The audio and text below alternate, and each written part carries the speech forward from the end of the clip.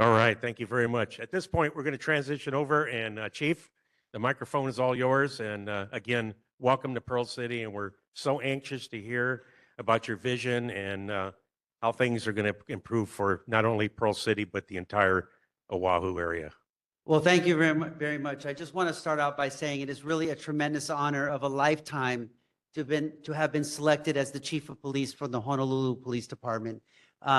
It's like I wake up every day in a dream that I live here and I work here and I get to serve this community. There's no thing I'd rather do more than to do that. And you can tell why. If you just have to look over to the left of me here and see the men and women that do this work each and every day. And we have a great department here in Honolulu. District 3 has an incredible team that is led by our acting major, Don Manzano. And I'm just very impressed with District 3 as I am the rest of the department. So I just want to briefly share that, my assessment is HPD is a great department. And people ask me, well, why do you say that? And I say that because of the men and women that do this work, whether they're the professional staff or the sworn staff. And it's a great department, and there is a lot that has been done to build a lot of great things in terms of policing, in terms of community engagement. And really, I see my role as the new chief is to build on what's been built. As we work on recruiting more officers, we're short around 400 or so officers. As we work to modernize the department and build technology around policing.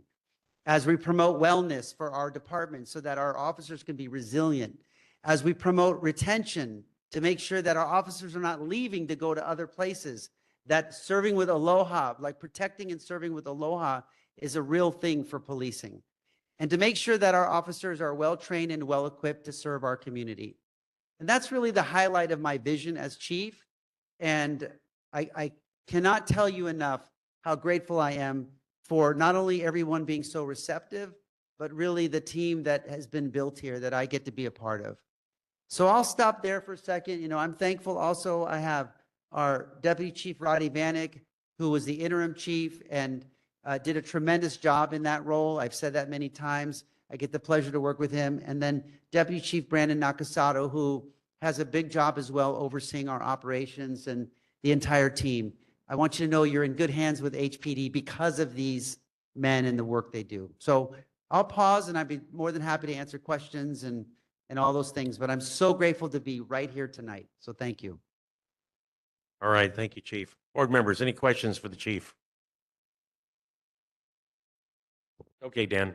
Sorry, I talk too much. I had heard that in the past you're using sworn officers to review traffic cam. And that maybe if there has to be some legislation or something where you could use, specifically trained people rather than sworn officers who maybe would be better used out on the street. It makes a lot of sense to have someone specifically trained. And so these are the things I need to look into. What does the legislation say? What does the law say? What is the requirement? What is the policy? The goal is to put as many sworn officers on the road, on patrol, in the neighborhoods, making sure there's sufficient staff at all the stations. So that is really what our goal is. And when we look at administrative jobs, how can we staff the administrative jobs with professional staff? And we are going to be taking a very close look in about a week as to where are all our staff, where are they located, and what's critical, what's essential, what's nice to have. But really, to the extent that we can get as many officers on the road as possible is what I'd like to do. We just got to look closely at what the numbers are. I don't know if Chief Vanek wants to add to the camera issue.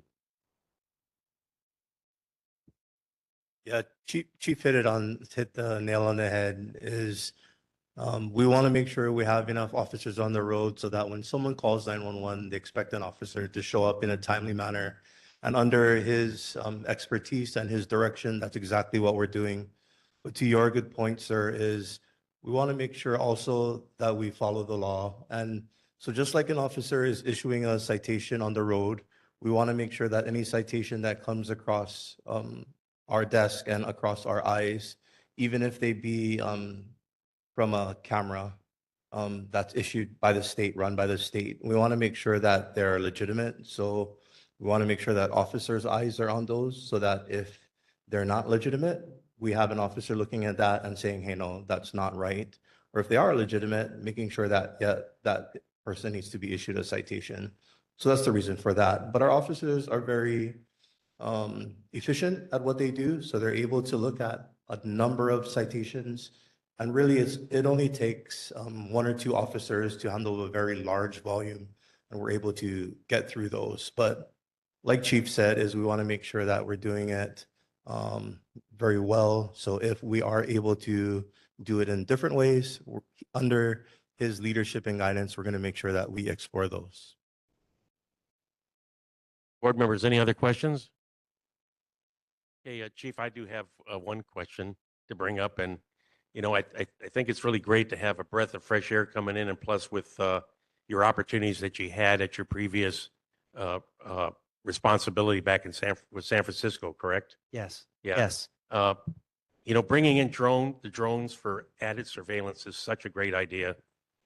It definitely takes away a lot of the manpower normally to do surveillance, but I really think we need to continue to grow our neighborhood security watch programs. I think we need to continue to integrate the neighborhood boards. All 33 neighborhood boards that we have in Island are comprised of all honorary citizens. And just like emergency management has volunteers, my son is one of them that jumps in there to help evacuate people and everything. I really think that there's an opportunities here to augment the police department with honorary citizens. And I know that Chief Vanek and we talked earlier last year, especially with the fireworks issues, looking at the feasibility. How can we use a citizens community policing team? A team that could go through academy, get trained up, and actually help you with the mundane things that police officers do not have the time to do. And we take our neighborhoods back where we're helping police. But the thing is, though, you are the ones that sign tickets and issue those tickets. But I'd really like to look at opportunities that we can work closer together and bring in, because the shortage of officers, get the residents in. And a video camera thing is so important. I'm president of my homeowners association. We're getting fiber optics cables put in right now. We are going to integrate that we can have 24-hour coverage of our housing area. And when the homeless come in to pillage our area, we got that documentation there to be able to go back and find out what was stolen and things like that. But thank you, sir, for coming tonight. Any other questions for the chief? May I just respond to the comments you made? You are spot on in your thought process on this, because we cannot do this work alone. I know everyone here realizes that. It's the partnership that makes the difference. We are co-producing public safety, the community and the officers working together. It starts by building trust.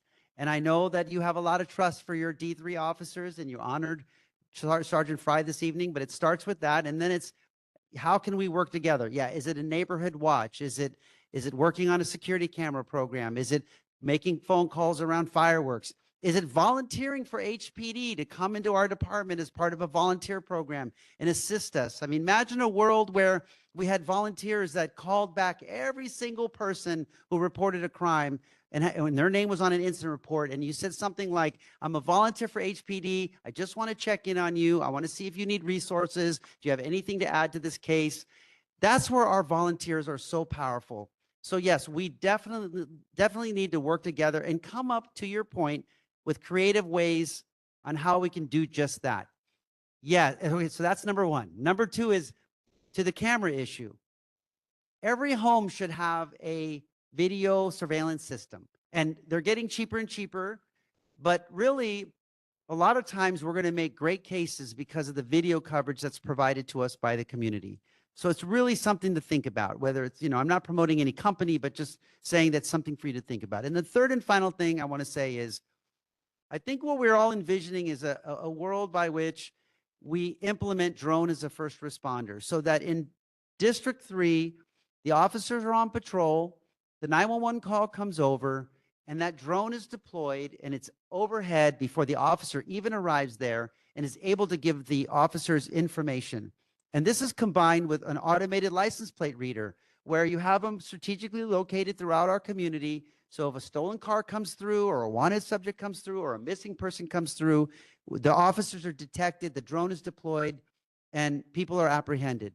So I come from a world where this works.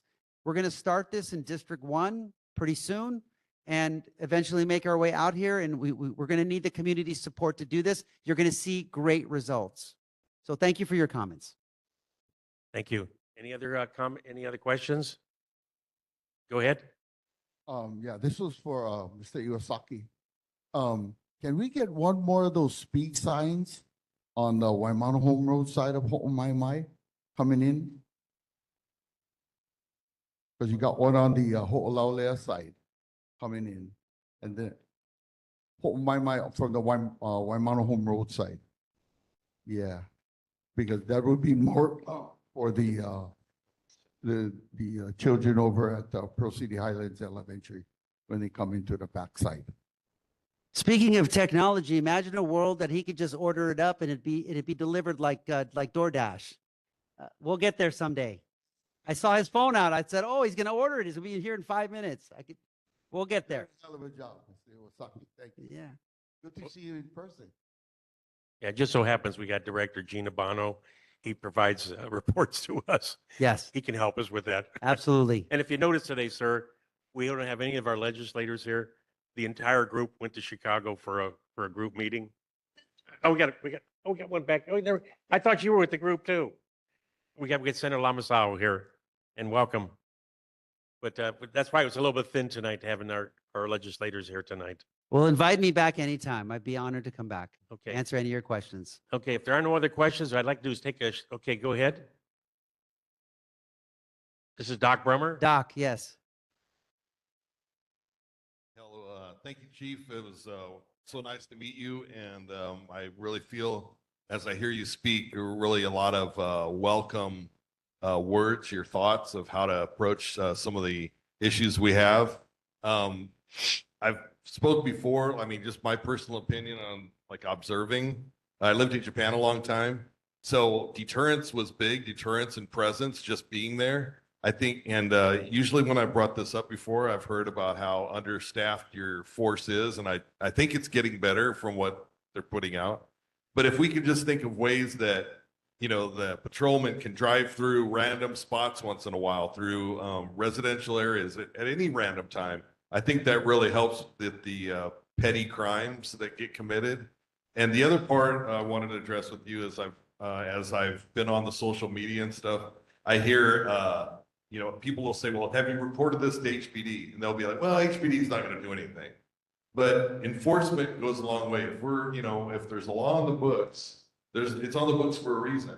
And, you know, if everything's just like go because, well, that's not really important, then people start getting in this routine of doing whatever they want. You know, I mean, we have laws. So anyway, I just want to get that off my chest, and I had the opportunity, and I really appreciate meeting you, and welcome, and good luck, sir. Thank you very much, Doc. Let me briefly address both of those issues. So the first thing I'd like to say is, yeah, we have to be very strategic in our deployment, and we're not going to use staffing as an excuse in not being good at what we do. We do need more officers, and we need to work hard to staff up this city. And even the numbers where we think we're supposed to be, I think are short. We're supposed to be at 2,177.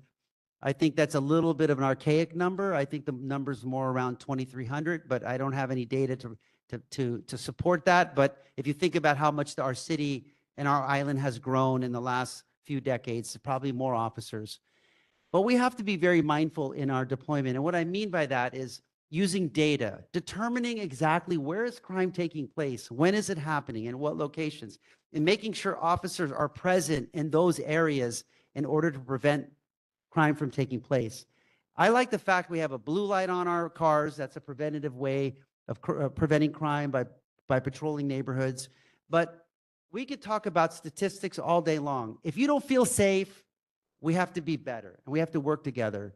So that is a point that I really want to make, is that we have to be very strategic, especially when we have lower staff numbers. The second thing I'd like to say is that we are all going to encourage the entire island to report crime. We have to report crime for a couple of reasons.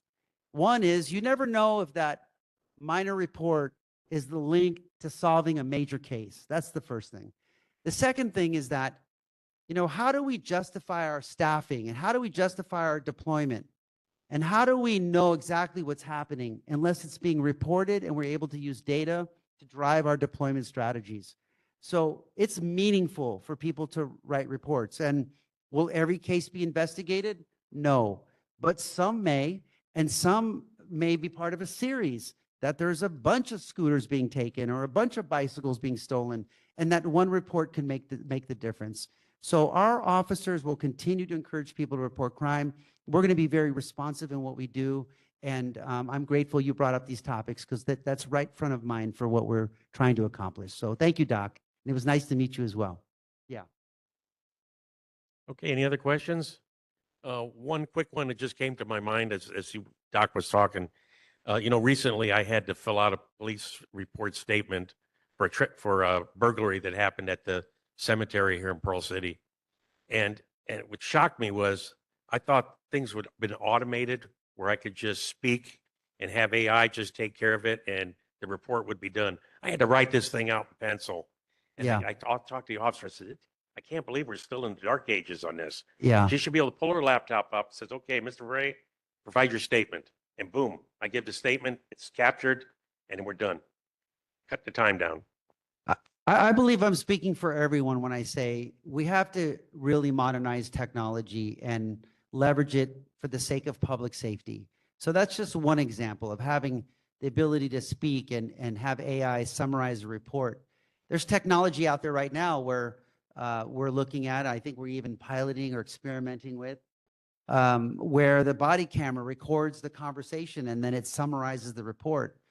And people look at me and think, well, what are you waiting for? To your point, why are we doing this? So there's data analytics around recruitment. There's AI around investigations as our folks from CID investigate cases. There is technology to form a real-time crime center as we're talking about deploying the drones.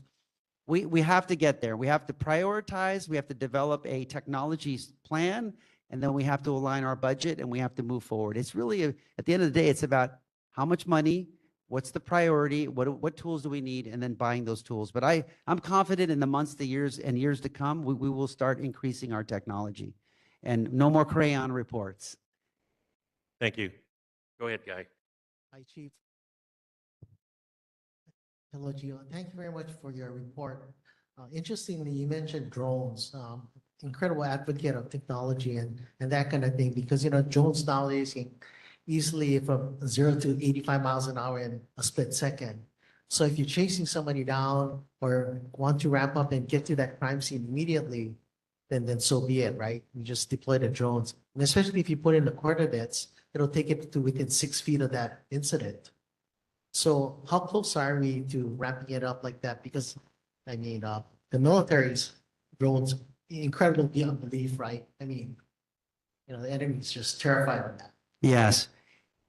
That technology is all going to serve us well. And I think to your point about vehicles getting away or high-speed chases, we have to think about the drones that go 65 miles an hour, 100 miles an hour, where we're protecting the public by not engaging in these high-speed pursuits, that the drone just follows you home, follows you to the gas station. You go to some place and we surround you and we safely take you into custody. That's really where this technology is leading us. And many departments our size across this country are already employing a lot of these tools. We are about a week to 2 weeks away from starting our program. And it's drone as a first responder, but we're calling it DFR, drone as a first responder, DFR Lite. Because we're going to pilot it in District 1. We're going to work on some days during the week, some hours during the day. We're going to listen to the calls coming over the radio, and we're going to deploy the drone out to those locations within a minute or 2 or 3. And those drone operators will report to the officers on the ground exactly what's happening. So we are very close. And then it's going to take a while to scale the whole island, but that's our goal. Well, the exciting thing about the drones is that, in terms of facial recognition this day and age, right? you can only see so much, et cetera, et cetera. But even my camera can pick up to like 100 meg forward like that. And I mean, it'd be instantaneous to get that individual's face and then compare to the inmates and right there. Yeah, so the facial recognition, we'll see how we can get through that. We haven't talked at all really about that part of technology yet. We're not even having those discussions about the facial recognitions. Really, we're focused right now on a drone getting overhead, spotting what's happening. Where's the car? Where's the suspect? Where's the weapon? Which direction they're going to? That's really the first phase. So no facial recognition discussion. But we are excited about the potential success of what we're going to do, and we're going to show the world in a very transparent way. The other thing, though, I want everyone to know is that we're going to have policies that are strict, that we're going to adhere to, because we will engage in constitutional policing. We will have a policy that we're all accountable for, so that we are able to stay within these guardrails while we do this work. And we're going to be transparent in terms of putting the policy online and answering any questions that come up, because people are concerned about the technology. And it's one of those things where they don't know what they don't know. And that when we do show our wins, I think we'll be able to celebrate that. Had we not had it, we may not have made an arrest at that moment. So, but thank you for your support. Well, you know, having retired from the judiciary, I mean, thank you very much for that part, because a lot of things are thrown out because one technicality that you overstep, so to say, and it's kind of hidden. So Yeah. thank you very much. Very cognizant about it. Yeah, thank you. We will follow our policy for sure. Yeah. Okay, if there are no further questions, Chief, what I'd like to do is we're going to put the meeting in recess at this time, and we'd like to do a group photo with the board and you. We'd love to, and our members here. Thank you again for inviting me. I look forward to coming back again soon. Just invite me anytime and I'll be here. So thank you.